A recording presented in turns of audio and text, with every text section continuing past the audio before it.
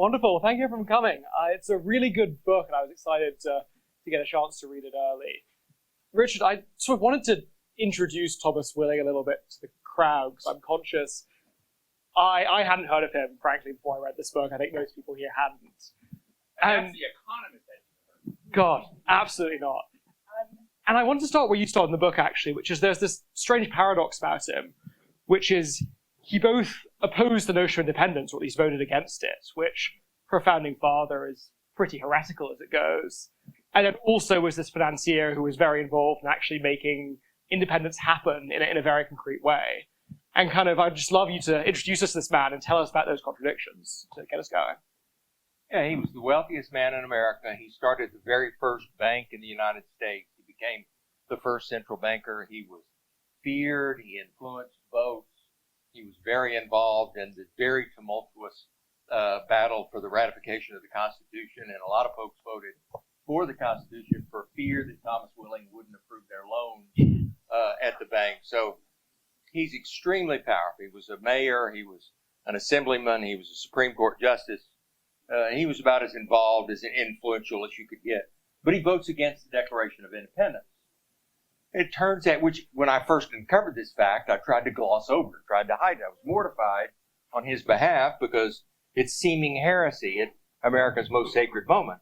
But it turns out Pennsylvania's government prohibited its delegates from voting for independence. So all the wealthy Philadelphians voted against independence.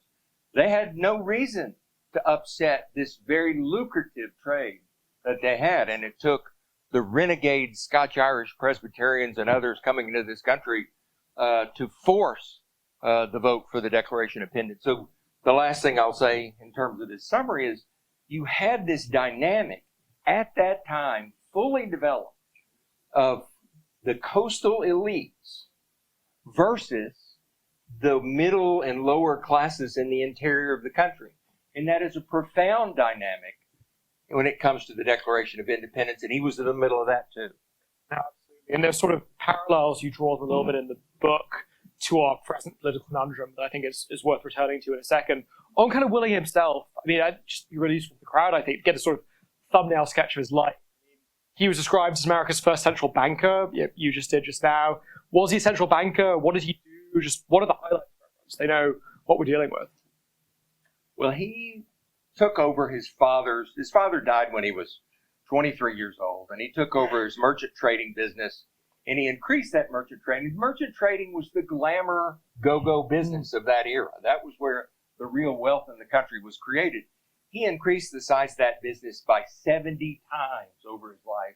He took $20,000 inheritance and turned it into $1 million. In the middle of the Revolutionary War, continental currency becomes worthless.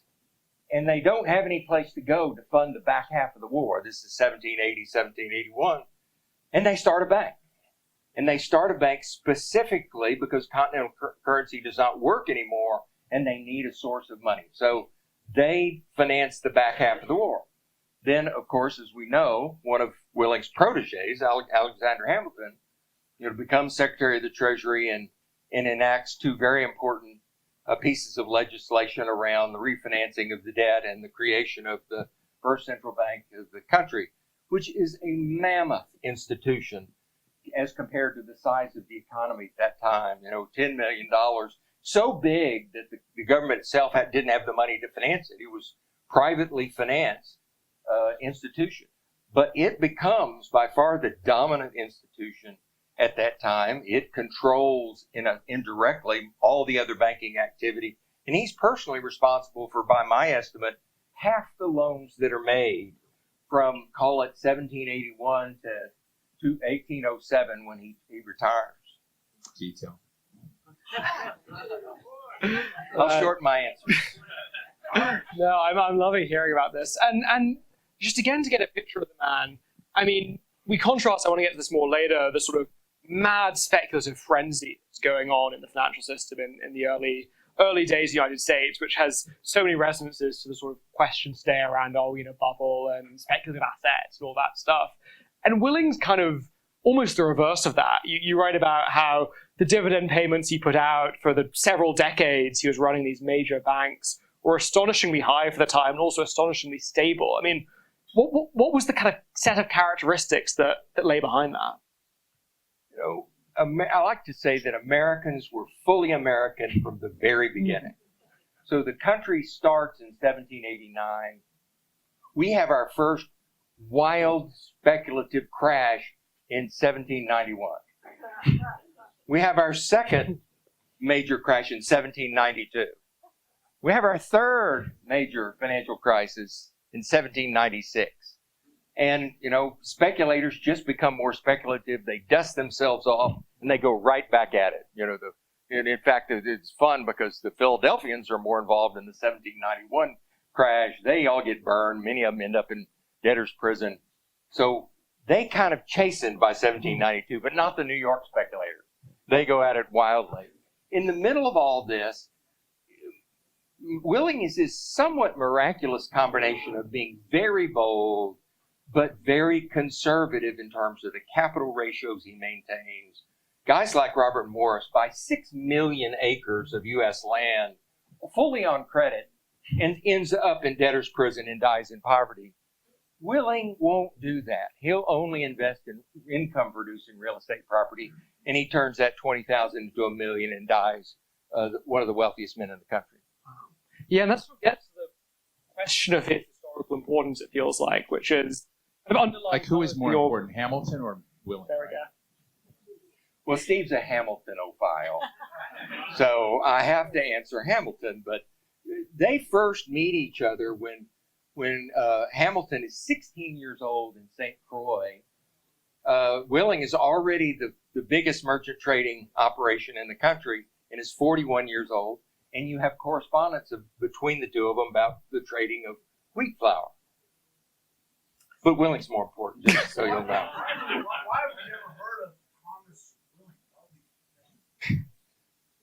Willing? There's several reasons. Certainly, his vote against the Declaration of Independence.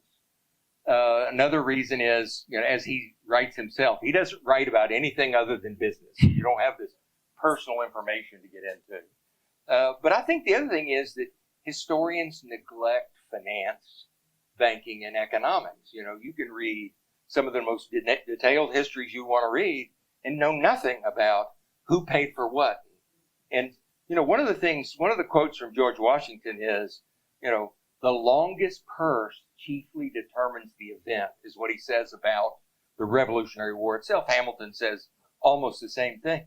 The Revolutionary War boils down to being able to finance it because they figure out somewhere in the middle of the war, they don't have to win. All they have to do is not lose. And not losing is a manner of dredging together the money. And Willing's at the center of that. Absolutely. Do you want to walk us through some of the schemes and the sort of wheeling, dealing, and finance he does? I think it's really interesting just kind of what that financial war almost looks like while George Washington was on the battlefield. Well, one of the things, I don't know what you're referring to, but I'll tell you one of my favorites, which is, they start a bank. There hasn't been a bank in the United States, and a bank basically takes a little bit of gold and silver in loans in the form of currency that it issues, Bank of North America currency that it hands people. And so it depends on merchants accepting this currency as a form of payment. And that boils down to trust and believe in how much silver they have. Well, they don't have a lot of silver. So one of the things that Willing and his cashier do is they'll take silver out of the vault, they'll bring it up, they'll make a big show and parade it in front of the customers, and then they'll take it around back and secretly put it back into the vault, and then pull it back up and parade it in front of the customers, creating the illusion that they had more than they really had. No, that's remarkable. And on the speculation as well, I do want to introduce the crowd to Bingham. We were discussing this beforehand, business partner, relative by marriage, and very successful, but a sort of mad speculator, like a hedge fund character before those exist, who's in some ways the opposite of Willing, but also so successful in his own way. William Bingham, when he's in his early 20s, is recruited by Willing and Morris and Ben Franklin to go to the Caribbean and try to raise money for the war. Because they didn't have money to buy gunpowder and so on. So he goes to the island of Martinique and he commissions privateers up and down the Caribbean. And they capture over 200 British merchant ships sell the proceeds and send the money back as the primary source of funding for the early part of the war, including the gunpowder. I must tell you, some of the ships they capture are slave ships, and they sell the proceeds of those. So some not trivial portion of the early funding of the war is the sale of British slave ships. Well, he goes from victory to victory, Bingham goes from victory to victory, marries Willing's daughter, who's, as the book will tell you, is felt to be the most beautiful woman in Europe or the United States. She becomes the leader of America's society. He becomes the chief speculator, and he'll speculate on just about anything. Anything. He bet on the Battle of the Saints, which is the battle right after the Battle of Yorktown. That's between France and England, and he has advanced knowledge, so of course he wins. In the refunding of the U.S.'s debt, when U.S. debt was trading at 10 or 20 cents on the dollar, he gets the word from his across-the-street neighbor, Alexander Hamilton. They go to dinner together several times a week. They both live in Philly, right across from Willing. He gets the word that this law is going to pass and the United States is going to buy back its debt at basically par. So he goes out across the country. He hires henchmen to go through the western part of the states and buy up scrip from soldiers and suppliers. And he doubles his fortune in one day when the law is enacted to buy back the U.S. debt at par in the early 1790s. So he's the speculator, and he passes his father-in-law to become the wealthiest man in the country. It's remarkable. And not to draw too many labored comparisons today, but I will draw one, which is, you mentioned briefly in that answer, but again and again in this period, you get the sense of how the personal enrichment of the people involved and their own financial stake in the policy questions they're making was often quite high. And we think of that as very different maybe to the ideals that we have today of people being disinterested public servants. But it also seems to have kind of worked for that period. And I'm curious how you think that functioned, how that paradox came about. Well, these wealthy bankers became the Federalists, and they were creditors. And the folks that end up being the anti-Federalists are the debtors, like Thomas Jefferson, who's in debt to Scottish banks, who pull his loan in 1773, by the way. I have to intervene with the mention of Thomas Jefferson. And I'm sorry, but Thomas Jefferson also said that anyone who supports the first Bank of the United States in Virginia could be subject to execution. I just want to level history, and it's completely accurate. Thomas Jefferson. I just want you all to know, for all this kind of Thomas Jefferson euphoria that's around right now, he wanted to execute people who supported the first bank. Did you know that, Archie? I did not. No, it's a truism. And so when he takes office in 1801 or whatever it was, Willing is president of the Bank of the United States and just takes it as a given that the bank's going to be shut down. But Willing and his Treasury Secretary, Albert Gallatin, who's the longest serving Treasury Secretary in U.S. history, feel the bank's needed. And so not only does he not close it down, but Gallatin and Willing have this very productive relationship that, takes the country forward. Yeah, and on the sort of the Jefferson and the Federalist, Anti-Federalist, you mentioned briefly beforehand, but I think it's really interesting to unpack, the sort of conservative and populist, for lack of a better word, undercurrent to the story is so important. And again, the parallels today, I think, sort of write themselves. But yeah, talk us through that strain and how you see it connecting to politics today. Yeah, the Federalists, Willing and all those guys, had no desire for a democratic system. They didn't, when the Constitution is written, they're deeply involved. They don't want a president that's popularly elected. They don't want justices that are popularly elected. They don't want senators that are elected. And so the Constitution has none of those things. They fear what they call the democracy. And whereas Jefferson and the Western Pennsylvania Scotch-Irish Presbyterians are deeply populist. They're virulently anti-British because of the royal strain, and they're the ones that are responsible for us making the huge step towards democracy that we made. Interesting, because I read the book and I often kind of slightly, maybe it's inevitable if you write about Willing, feel like you're sort of a little bit sympathetic or kind of on the side of him. And that's an account that's much more sympathetic, I think, to the people against him and saying that actually they were essential in the democratic formation of America. Is it both and, or where do your sympathies lie? Well, one of the things that is true about Willing, they're the Federalists. They want the Constitution. The Anti-Federalists obviously don't. People fear Willing because of his power to decline their loans. And a lot of folks will vote for things controversial, like the Constitution, like the Jay Treaty, simply because they know Willing wants them to. And so there's this, and that's why Jefferson, you read all these stories about, Andrew Jackson being against. The reason they didn't like the bank because they had such political power within the bank. So where do my sympathies lie?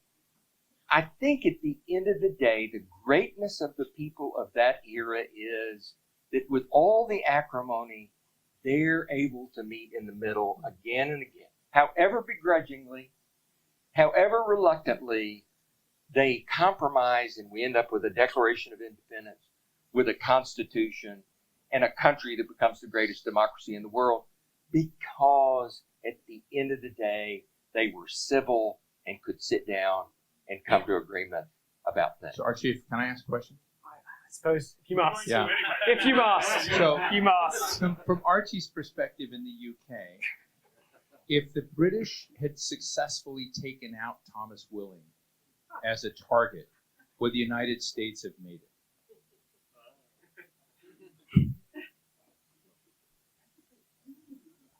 I'll tell you that when Howe comes to Philly, Philly's occupied in 77 and 78, right? And for about a year. And Howe comes and he's got this impossible dual mandate to beat our military in the field and to win the hearts and minds of Americans, which you kind of can't do. So he tries to invite Willing to parties and Willing won't come. He tries to get Willing to sign the loyalty oath to the king and Willing won't sign it, but he allows Willing to operate. So I think if there hadn't been a large merchant firm led by someone as ultimately enlightened as Willing, it would have been a lot harder and we might not have won. I also believe that America was going to become independent sooner or later anyway. I'll say one little thing about it. People look at this story about the beleaguered Americans who are, resisting the depredations of the all-powerful Britain. Kind of wasn't like that. America was becoming filthy rich. The 1700 to 1800 was the period of the greatest wealth creation in the history of the world. We went from 200,000 people to 5 million. We went from essentially no GDP to a third of Britain's GDP. And guys like Willing were making money hand over fist just by riding that wave. So, there's one, kind of reluctant guy who calls America a Hercules in the cradle. It was just an irresistible thing. And if it hadn't happened in 1781 or 83, it would have happened in 17. America was not going to subordinate itself to Britain for much longer. So before Archie grabs the mic back from me for the next couple of questions, and then we'll go back and open the bar, there is a person in the room who controls Rhode Island politics and was the wing of the Willing party that split off into Rhode Island, who was the social secretary for the French ambassador, the social secretary for the British ambassador. She's essentially the social secretary to some degree, like the chief of EQ for a complicated guy named Alex Karp. And she is the only direct descendant of Thomas Willing I know. So Francesca Craig, will you stand up? Did you get any of the wealth? Francesca, stand up. Own it. Yeah, there she is. So I just think it's really cool you're here, Francesca. And I thought, and I know that you're in all these spots because of your smarts, but your connections didn't hurt. So anyway, over to you, Archie. Beautiful. A couple final things that I want to don't deprive you of your drinks for too much longer.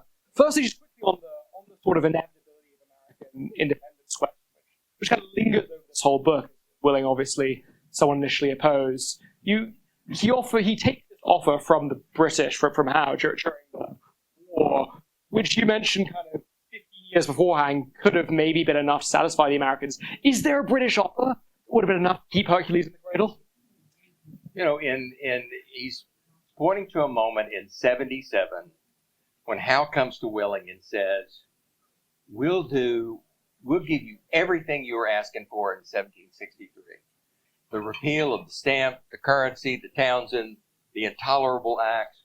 We'll let you have representation in Parliament. We'll let you determine your own tax in the United States. Everything they could have possibly wanted, but it's too late. And in fact, Willing, who's very pragmatic, sends one of his employees out to the government. By that time, it's located in Lancaster and York. And he takes that offer out to them, and they put the messenger in jail. That's how adamant they are opposed to. They'd gotten a taste of independence, and there's no going back at that point. And I think already they had the sense that, because it was costing Britain 3.5 times more to fund the war than it cost America. You had to ship folks across the Atlantic. You had to send supplies. And half the population within Britain was opposed to the war anyway, particularly the merchants that were trading with guys like Willing. They wanted to get back into making money. So, I don't think it was, after America got the taste of what was possible, it wasn't the opportunity that wasn't there anymore. Yeah, and I just fast forward us a little bit towards the end of the books. We sort of done a lot of the wartime era and so on. I mean, tell us about Louisiana Purchase. Tell us about that. I mean, that's just such a story of the kind of financial flows of the time being so tight, and Britain actually paradoxically kind of helping America in a certain way achieve that huge territorial expansion.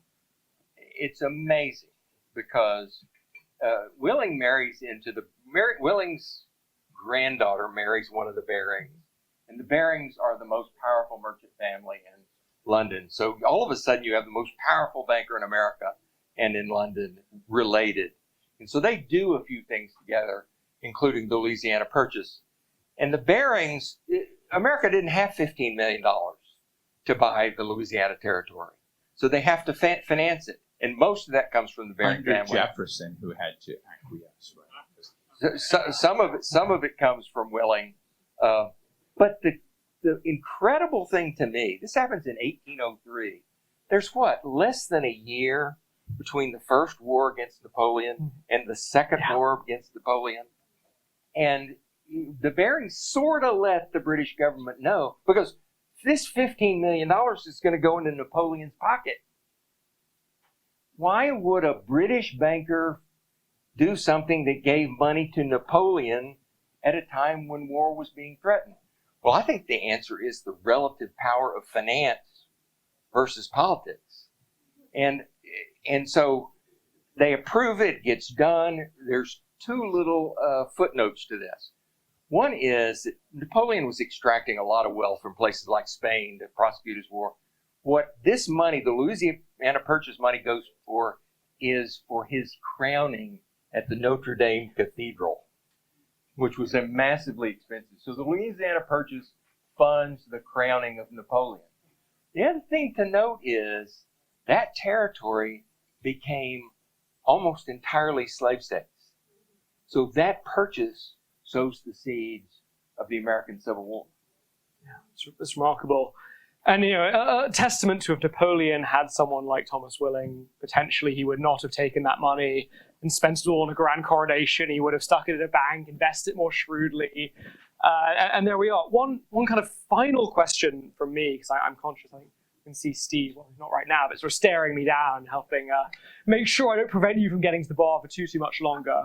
But I did just leave the book, and I hate to say this, with the impression that he was not the most colourful man, that he was, you think of Hamilton, and there's this huge rags to riches story, he dies in a duel, and even then he was sort of maybe a little bit more forgotten than he should have been until the musical came around.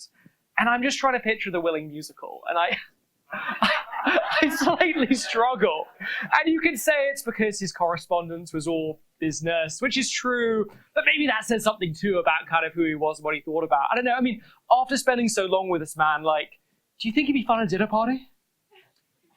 Well, he was deemed the most gracious man by none other than James Adams after a dinner party. Being polite. He was clearly polite, but his nickname was Square Toes, for the old-fashioned footwear he wore, and his other nickname was the Old Regulator because he was punctilious and detail-oriented, and one reviewer actually uses the word colorless to describe Willing, and I'm not sure that's inaccurate. He was a banker.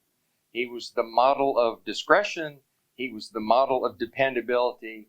And I'm not sure that makes for a great musical. So it's his fault that history's forgotten him in that case. Should have been more That's fun. right. That's All right, right. what else? Should have been a better stagecraft guy. First of all, I really want to thank, can I just give a big round of applause to Archie? What informed, great questions. And this is complicated. If you have a business partner who's writing a book, you don't expect it to be good. You don't. You do these things because you have to, right? This is one that it's actually truly brilliantly written, brilliantly structured about someone who should be better known in American history. Amity Shlaes, who wrote this review in National Review, and she's not my favorite person, but nonetheless, I mean, she's scratchy, she's complicated. She loved the book and just said, you know, this is a person who should be known. And I've been listening again to the Ron Chernow books and others in this thing. I'm on the board of the Starr Center for the Study of the American Experience in Washington College, and the guy who runs it is Adam Goodhart, who's a great biographer. And like he's studying some of Chestertown, Maryland's connection with a lot of these issues, and he's found just hundreds and hundreds of letters between a merchant in Chestertown and Thomas Willing, which is in there. So I just want to say, first of all, thank you for bringing him back to our consciousness where he should be in a big way. I thank Archie for taking this on, because I've just recently gotten to know Archie, and you should all get to know him. He's the best. Okay, I'm sorry for all the other economic writers out there. He's really the best. And I think that, this is fun to have something which is cultural, historical, that adds an element of depth. I'd love to have a Q&A with all of you, but I want to open the bar again. That's what I want to get to. And we have the books over here. If you want to pick up a book, Richard will make, he signed them, but personalize them, okay? Beyond the name, because I saw you signed a book to Bob Rubin, which my friend Lyndon got. You could say, Bob Rubin, I was right, you were wrong, or something. And do something personal, But anyway, come get your book, and I just want to thank you. Bring your questions to Richard directly, but Archie Hall. Big round of applause for Richard Begg and Archie Hall. Thank you all so much for joining us.